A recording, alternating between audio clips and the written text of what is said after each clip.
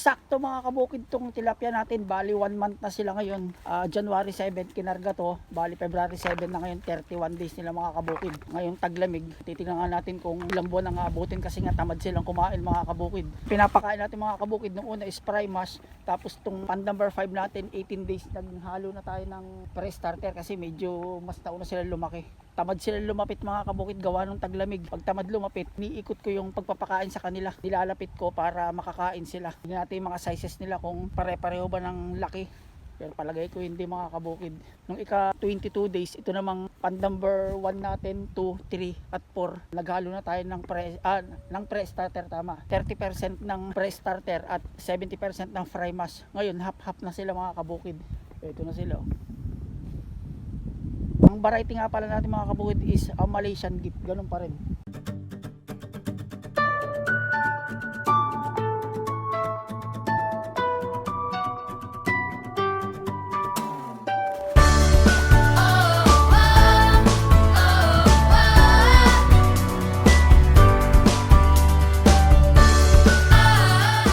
Ito yung pakain ko, fry mash saka pre-starter mga kabukid. Ayan. Ito na sila. Ito yung pan number 1. Mas malalaki ng pan number 1. Tingnan natin kung makakakuha tayo.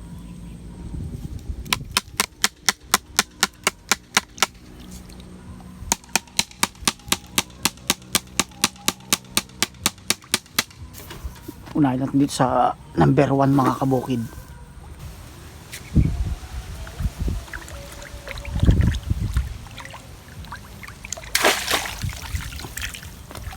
Dalawa.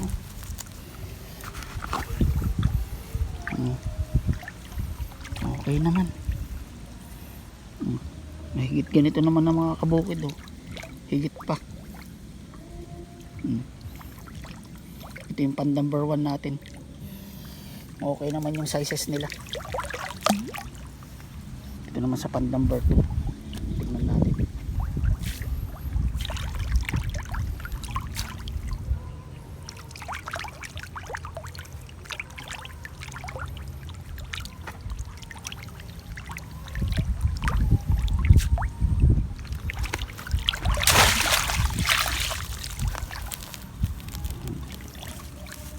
Ayos, maganda yung size nila. Halos pare-pareho. Ito lang yung pinakamaliit.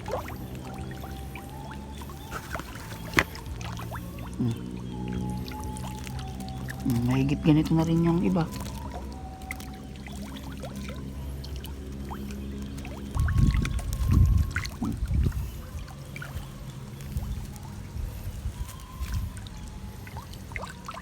Ayos, sakto isang buwan mga kabukid. Maganda yung hugis niya, medyo pabilog, hindi siya pahaba.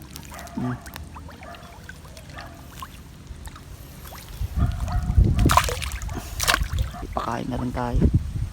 Malalakas naman silang kumain, ang kaso nga lang yung iba hindi, kasi nga hindi lumalapit, so tayo ang lalapit sa kanila.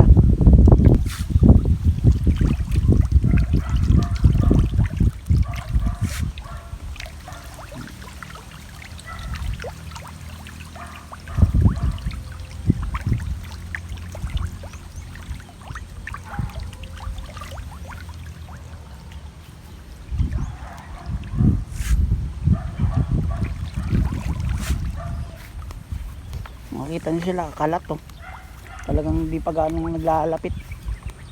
Kasi nga pag taglamig mga kabukid, naka-steady lang sila, hindi sila ganong nagalaw dahil tamad na. Kasi mga cold-blooded sila mga kabukid.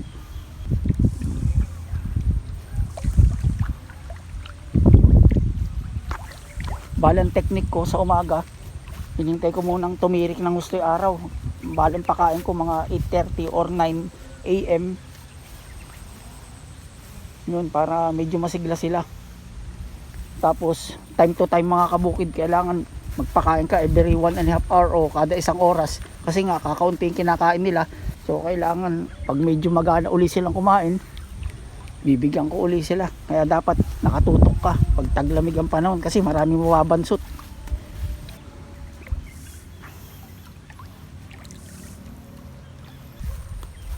Ganun ang ginagawa nila sa pagkain. Kakain sila tapos mamaya babalikan nila.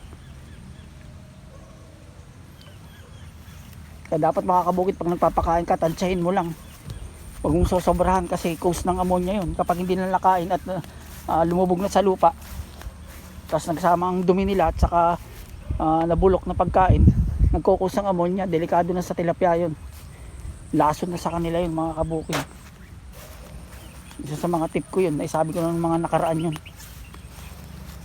Ito naman tayo sa pan number 3 mga kabukid. Bali ang kinarga pala natin mga kabukid is 20k lahat to. 20,000 itong 5 butas. Ganun. Pan number 1 hanggang pan number 5.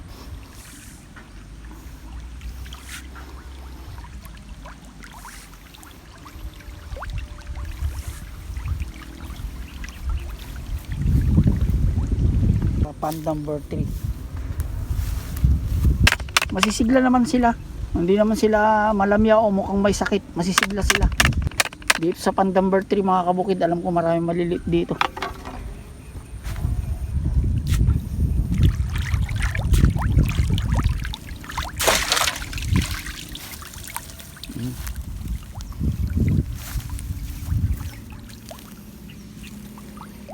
Ayos din, halos pare-pareho ng size. Mahigit hinlalaki na rin. Ito yung pinakamaliit. Malapit na rin.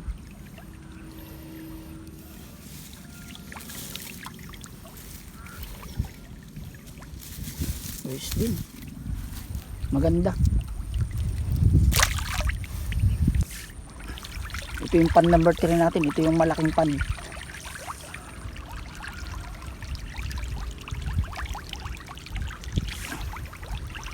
Pakiramdam ko mga kabukid dito sa pagtaglamig, madali silang mabusog. Kaya lang parang madali rin silang magutom. Kaya dapat mayat maya ang pakain. Number 4 tayo. Natin kung magpapahuli sila.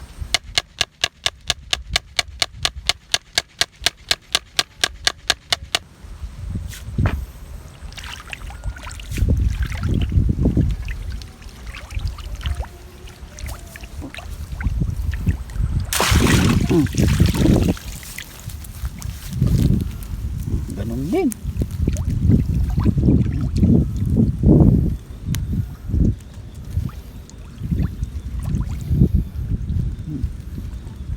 Yung pinakamaliit to. Pakyo pa. Ayos itong mga kan natin. Kasi at wag na natin iwawala yung primas mga kabukid. O, tingnan mo, masisigla naman sila. Lumalapit lang sila pagka alam nilang papalapit ka rin. Pag tirik na tirik ang araw natin gaya nyan, samantalahin mo ang pagpapakain. Ano pa sila? Tingnan nyo. Yan ang mga tamad magsilapit. Ang pakain ko nga pala mga kabukid is 3 times a day or 4 times a day. Pag maganda ang panahon, inaapat ko sila. Kung minsan 5 beses pa. Pero paunti-unti lang. Itong pan number 5 natin mga kabukid, parang mas maaamo sila. Parang magandang laki nila. Halos pare-pareho. Ito yung inuna kong hinaluan ng pre-starter. 18 days pa lang, hinaluan ko na ng konti. Titingnan natin ngayon kung pwede na sila magpuro. Maaamo to. Ang dami. Ito sila mga kabukid. Mas malalaki nga ng kaunti. Malapit na mag 2 fingers tong malaki. Kaya lang yun sinasabi ko, medyo may naiiwan. Pero itong ganitong size, pwede na itong magpurong pre-starter.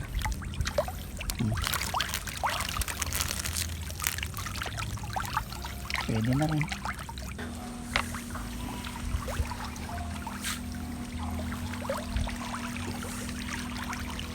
Kaya mas marami akong pinapakain dito.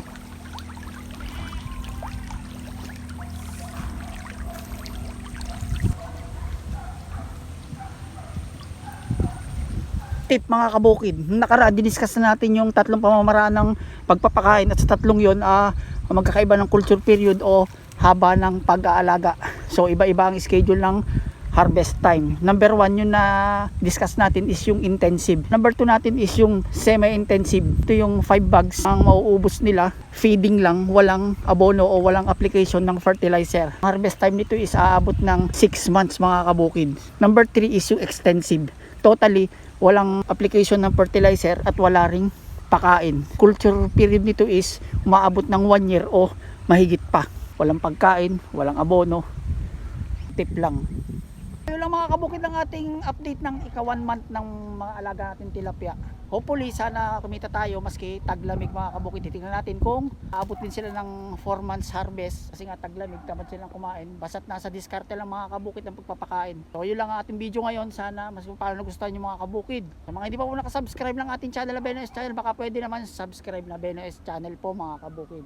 Din tayong FB page saka TikTok BNOS. Follow na rin kayo mga kabukid. Salamat mga kabukid.